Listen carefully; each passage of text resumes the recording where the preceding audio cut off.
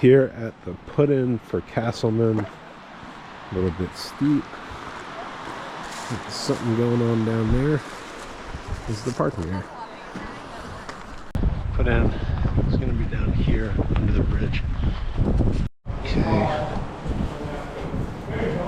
Under the bridge.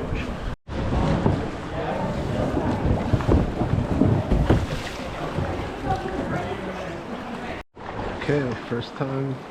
Just going to pick our way down. This is the first riffle after the bridge, which is where we put in. Low water Casselman. All right, so you'll notice there is not a lot of water in the river, so it's super bony. The water's moving a little slowly because the rocks are breaking it up. And one thing that you'll see us doing is trying to seek the outside of any turn in the river, bend, curve. That's because the water is naturally pushed to the outside of that curve, and there will be less scraping and rock maneuvering generally on the outside of those curves. Now, the other thing to note is that I'm showing you really this whole run. Feel free to fast forward. I'll try and do some of that for you, but the idea is to give you a complete sense of what running the river is like at this level. So enjoy. There's a lot of good stuff. I get beat up about 3/4 of the way through, so you'll get to benefit from my trashing there in the middle of the shallow Casselman River. Scraping across stuff, and that's why we're on the outside of this turn. Terminator, the first serious rapid here, sounds really intense, but it's not. And at a lower level, rather than being the hole that it is usually, there's an exposed boof rock just to the right of center on the river. This rock surprises me, so the first time down you will see me kind of drop into the eddy below it. But then we attain up around it and peel out, try to hit it a few times. Never have a very successful run here, but still working on getting my boof, and if I could have, I would have spent more time playing there.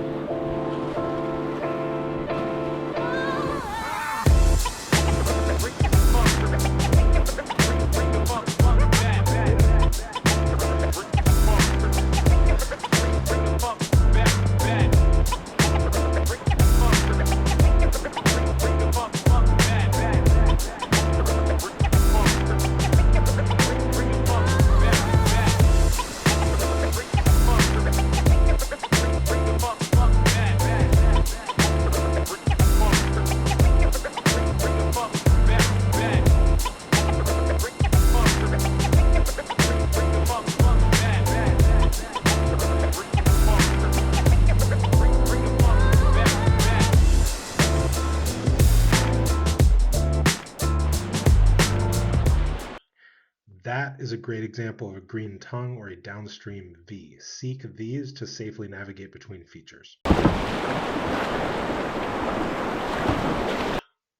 Okay, so one of the really satisfying things about this run is that it does have a bit of gradient, and some of the rapids are a little more continuous, which means that you get that sensation of flowing from green tongue to green tongue, bouncing off of the eddy lines created by downstream rocks, and you end up picking up a little bit of speed, which is really nice. It's a good opportunity to practice read and run in a pretty low consequence environment.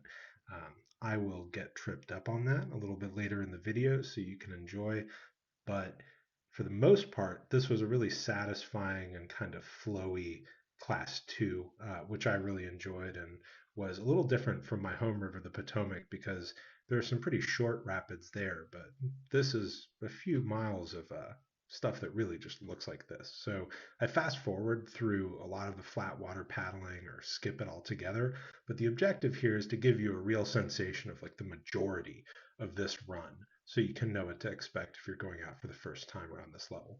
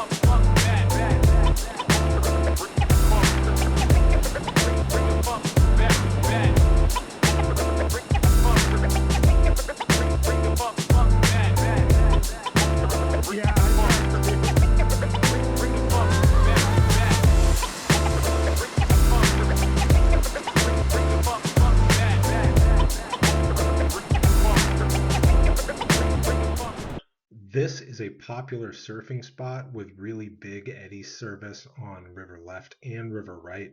We also happened to catch a train coming through, which is one of the fun features of this run.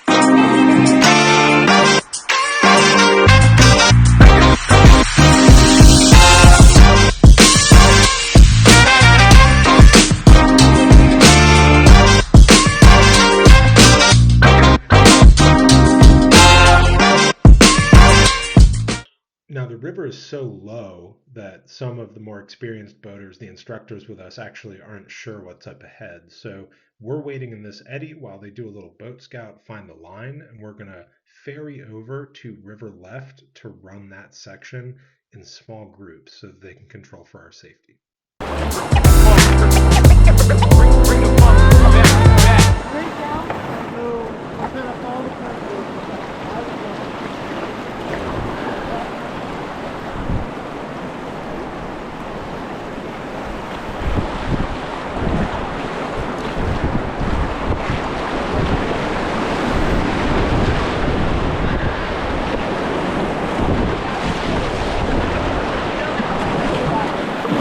Sorry, sloppy ass eddy turn.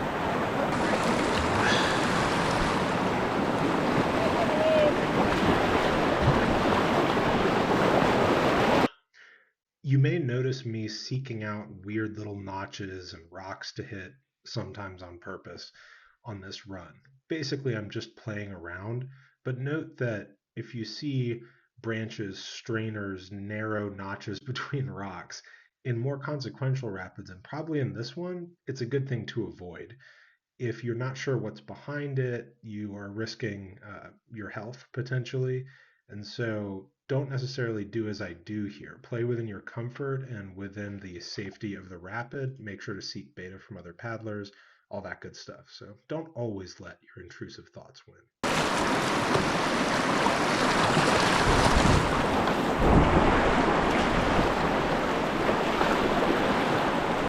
Throughout this video, you're also going to see people catching eddies behind rocks, turning around to face upstream and surfing waves.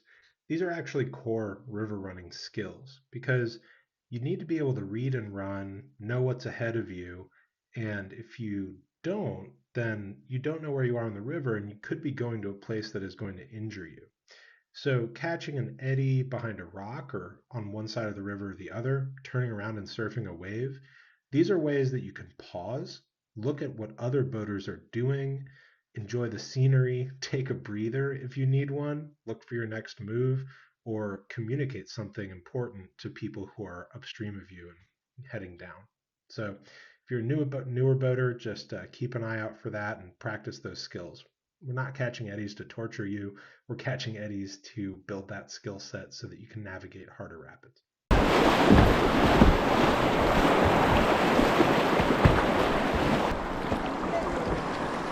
What is that? Eggs?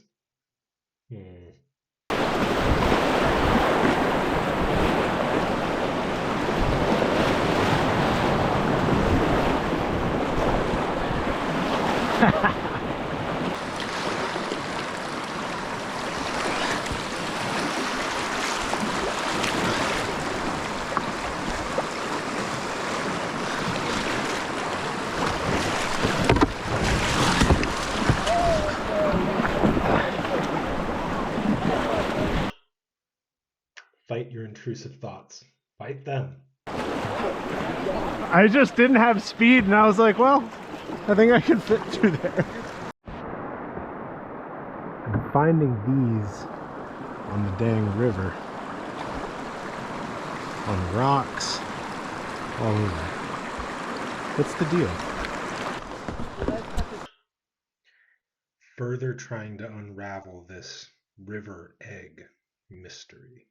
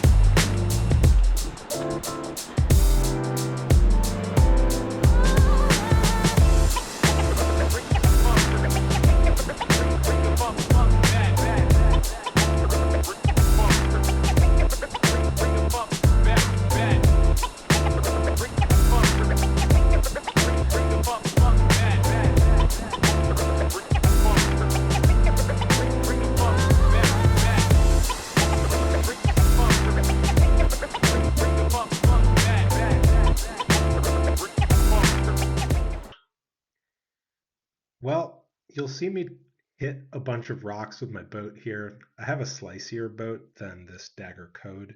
I've got a rewind, and I'm just trying to work on my splats, my play, how to redirect if I hit a rock, those kinds of things. I clearly don't learn very much here, given how I flip over later in the video, but it is kind of fun to try this, and I think it gives you better boat control. Although obviously can get a little bit old if you flip over a lot, especially if it's shallow.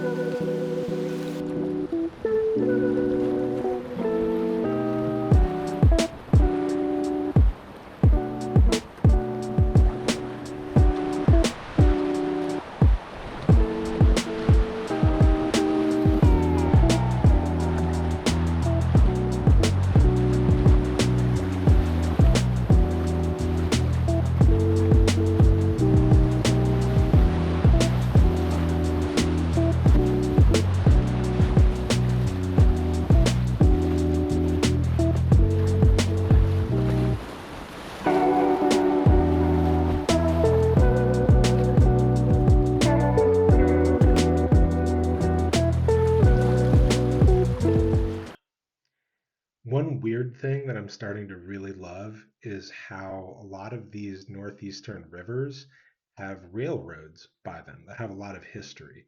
If you've watched the Shenandoah Staircase video, you'll note the B&O Railroad, which the Casselman River also parallels for portions of it. So that historic railroad is actually owned by CSX and runs today. And several times throughout the video, you'll note trains running by the river, which I just think is kind of fun. Additionally, I really like paddling under bridges. These pylons sometimes create interesting little eddies, opportunities for play, and also just a really unusual perspective, as usually I am the one on top of a bridge. So, good stuff. Okay,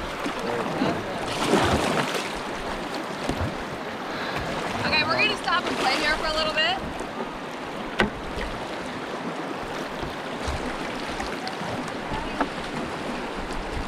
I think this one is called the Legend or something.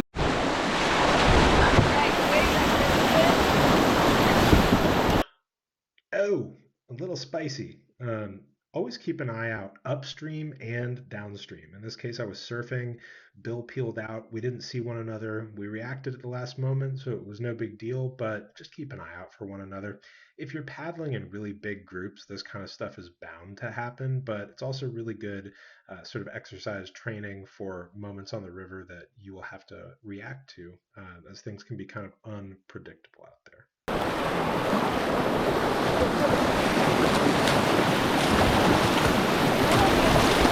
Oh, man.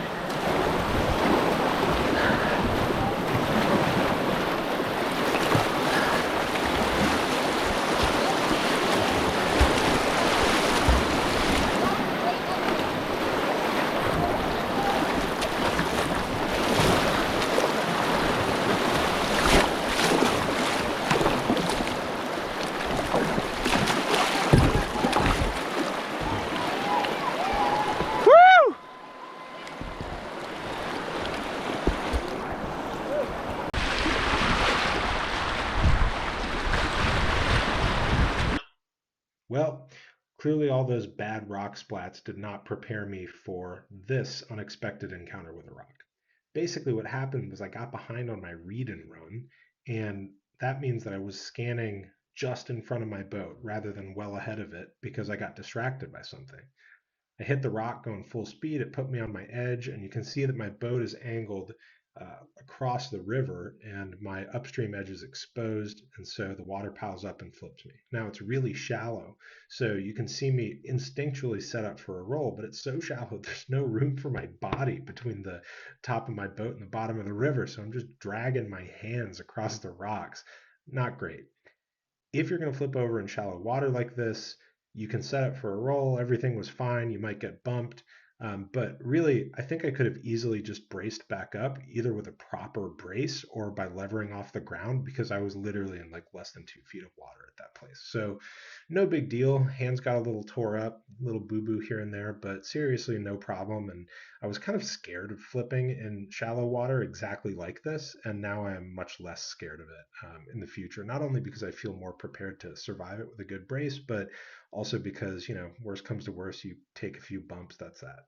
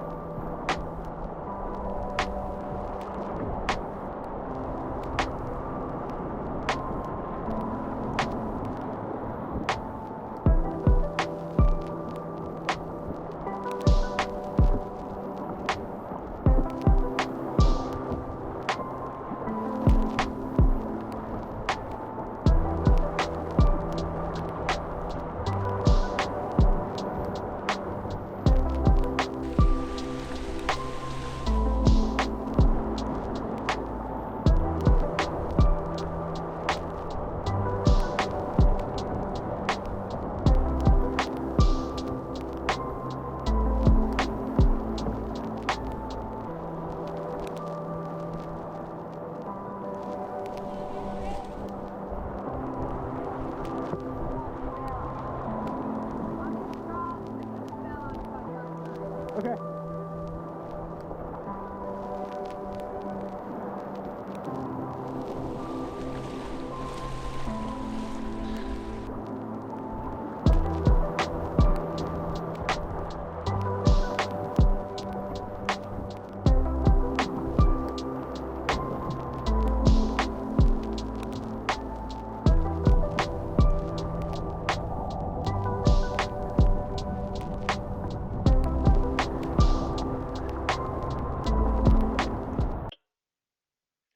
Okay, the Easter egg thing. I was admittedly really confused about this. I had forgotten that Easter was the day after when we were paddling. This was the only Saturday of our Kaleva cheat light class. And so I was finding these eggs and being like, is there a Boy Scout troop out here? Like, what is going on? Like, why am I finding these on the river? Who could even be putting them here? The obvious answer is that it was Rachel in our paddling group, who was a fabulous person and saw fit to put some candy and Easter eggs and drop them in places we would find them. And it was a fun little experiment. You know, everybody enjoyed it, but I'm a little ashamed at how confused I was by the exercise for much of this trip. I figured it out by lunch, but thanks, Rachel. That was awesome.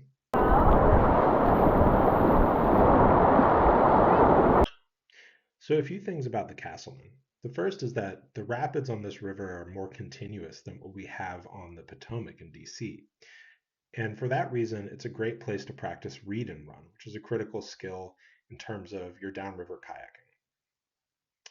Picking apart the water as you ride through it, finding eddies to catch, waves to surf, ways to slow down, boat scout, those kinds of things are really good skills to practice on this river. It's not that far from DC, roughly 3 hours or so. And that general area of Confluence, PA, West Virginia, that place of the map, uh, contains a lot of rivers. So it's like the Lower Yaak, the Savage, the Casselman, and Stony. You know, some of them are dependent on dam release, like Bloomington, the North Branch of the Potomac, or the Stony. But the Lower Yaak is pretty much always running, and depending on the level, Casselman might be in. So you can hit a lot of rivers when you're up here. If you're in the DC area, then I recommend you check out Kaleva for the first time. If you're coming up here, you want to go with someone who knows the river so you don't make any bad mistakes unless it's well beneath your skill level. And so you can go with a guide from Kaleva. They do regular trips, or just hook up with the paddling community. And there are a lot of people who know these rivers like the back of their hands. So if you trust them, go down with them for the first time. I hope you enjoyed this. I definitely learned a lot on this run. It's one that I definitely would do again. And I hope you learned something. See you on the river.